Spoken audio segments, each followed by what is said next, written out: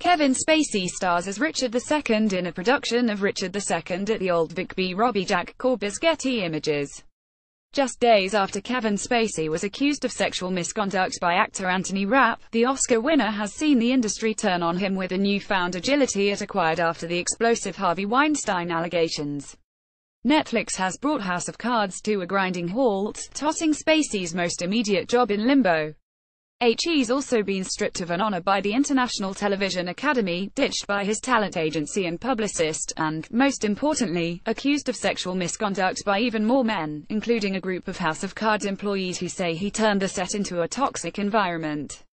8 people who worked on House of Cards came forward Thursday to share their allegations about Spacey's behavior. 2 of them say that Spacey touched them without their consent. One of them, a former production assistant, says that when he was driving Spacey to work, the actor put his hands down the assistant's pants. "I was in a state of shock," the assistant told CNN. "He was a man in a very powerful position on the show, and I was someone very low on the totem pole and on the food chain there," another employee, per CNN, said. Spacey would routinely harass him. "He would put his hands on me in weird ways," the crew member said. "He would come in and massage my shoulders from behind or put his hands around me or touch my stomach, sometimes in weird ways that in normal everyday conversation would not be appropriate." Their co-workers spoke of similar behavior, alleging that Spacey's behavior was a sort of open secret. "All the crew members commented on his behavior," a former camera assistant said. "But they largely didn't complain about Spacey because they worried about job security. Who is going to believe crew members? You're going to get fired." Though the allegations have not yet yielded any stateside investigations, Variety is reporting that Scotland Yard has launched an investigation into an incident where Spacey allegedly sexually assaulted a man in London almost a decade ago. Spacey did not respond to CNN's request for comment. A representative for Netflix said that the service sent a representative to the show's set on Monday to investigate. Media Rights Capital, the show's production company, released a lengthy statement addressing these latest concerns, saying it is deeply troubled to learn about the new allegations.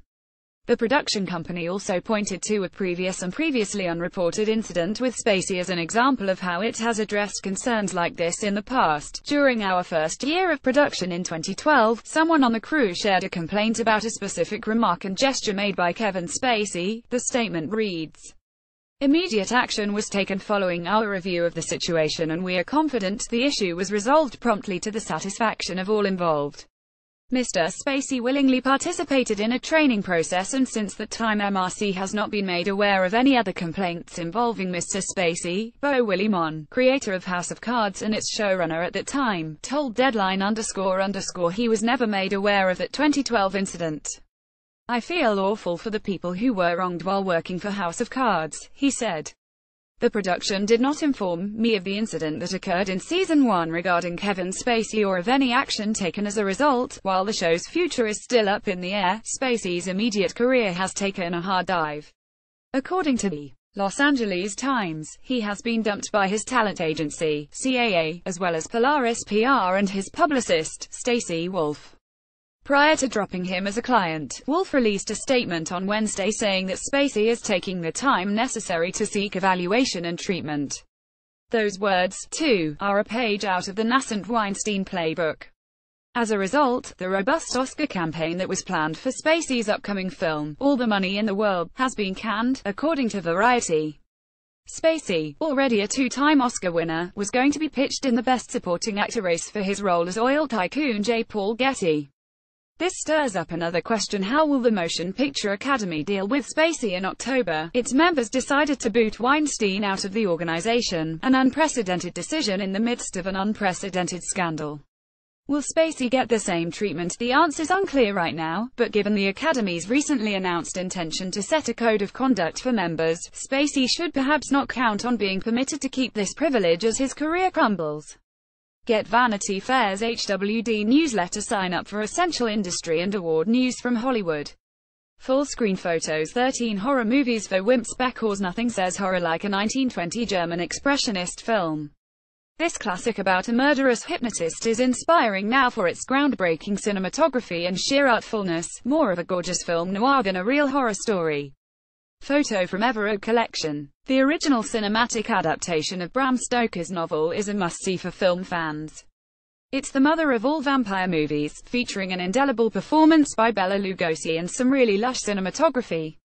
This scene alone of Dracula's wife's awakening is a thing of pure beauty. Plus, it's from the 1930s, there's no way it'll scare you. Photo from Everett Collection. Yet another classic that all film fans should have in their back pocket. The seminal Alfred Hitchcock thriller shocked audiences in 1960 with its jarring shower scene and ultimate plot twist, but it won't horrify modern viewers the same way. Hitchcock was more about suspense than jump scares, even if Pistol still gives you a healthy bout of chills. Photo from Paramount Kobolrek Shutterstock. Speaking of old movies that aren't scary by modern standards, Brian De Palma's adaptation of this Stephen King novel about a bullied high school girl with a zealous mother is yet another standard-bearer that scared people at the time of its release. Now it's got a sort of hokey 70s aesthetic that won't spook viewers more accustomed to sophisticated special effects. Photo from United Artists Kobolrek Shutterstock. This stop-motion kids comedy is a joyful story about a boy who sees dead people. For the scary version, go The Sixth Sense. It's more of a delightful coming-of-age tale with genuine laughs, and some spooky animated creatures for good measure. Photo from Focus Features Everett Collection. Much like Shaun, this 2014 mockumentary flips a genre on its head, poking fun at the wild and sexy lore of vampires. Written and directed by New Zealand's finest, Jermaine Clement and Taika Waititi, who also star, the film is about a trio of vampires just living everyday life, splitting house chores, trying to get invited into nightclubs, which takes a turn when they have to take in a new 20-year-old vampire. Photo from Movie Store X Shutterstock. Make no mistake, Jordan Peele's excellent debut feature is a horror movie through and through, with highly unsettling twists and turns. But the horror doesn't rely on twisted jump scares or unsightly violence. Instead, it's baked into the film's brilliant social commentary on modern racism. And if that's not enough, take it from another wimp, this is a horror hit you can handle. Photo from Universal Everett Collection.